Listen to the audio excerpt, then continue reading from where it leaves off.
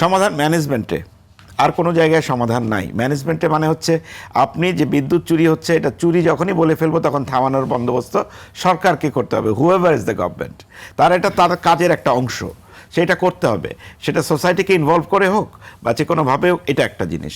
আর একটা জিনিস হচ্ছে এই যে ব্যাটারিটা আমাদেরকে যে কোনো জায়গায় ফেলে দিচ্ছি আমরা, সেটাকে খুব আয়রন হ্যান্ডে আপনাকে হ্যান্ডেল করতে হবে, যে এটার মুভমেন্ট, এটা কোথায় যাচ্ছে, কোথা থেকে কেনা হয়েছে, এটা রিসাইকেল করা ছাড়া কোথাও ফেলা যাবে না, এবং কোনো সুযোগ থাকবে না। কোথাও ফেলা যাবে না। আর যদি তারা করে, সরকারের শক্ত পদক্ষেপ নিতে হবে। হ্যাঁ, যদি তারা করে, শাস্তিটা ডিসপ্রপোর্শনেটলি হাই করতে হবে। আমার পয়েন্ট হচ্ছে সেখানে, ধরেন আপনার যেটা আপনি যে কোনো লোকাল গ্যারেজে গেলে দেখবেন ছোট ছোট ছেলেরা এই ব্যাটারিগুলোকে খুলে খুলে হাত দিয়ে, খালি হাতে, এবং এইটা ড্রেনে ফেলতেছে, পার্শ্ববর্তী ড্রেনে আছে। Exactly, that's what I was focusing on. এটার কনসিকুয়েন্স বুঝেন, এটা কিন্তু আলটিমেটলি আমাদের নদীতে যাচ্ছে। আমাদের সব কিছু শেষ, মাছ টাছ সব নষ্ট হয়ে যাবে কদিন পরে। আপনার ওই ভয়টা আমি বলছি। মানুষ নষ্ট হয়ে যাচ্ছে না, ওখান থেকে আবার মাছ, যে পারদটা আছে এটা কিন্তু মানুষের শরীরে ঢুকবে না, সেইটাই বলছি, ঘুরে ফিরে আবার মানুষের গায়ে আসবে খাবার হিসেবে। So dangerous. এই জায়গাটাকে খুব আয়রন হ্যান্ডে হ্যান্ডেল করতে হবে।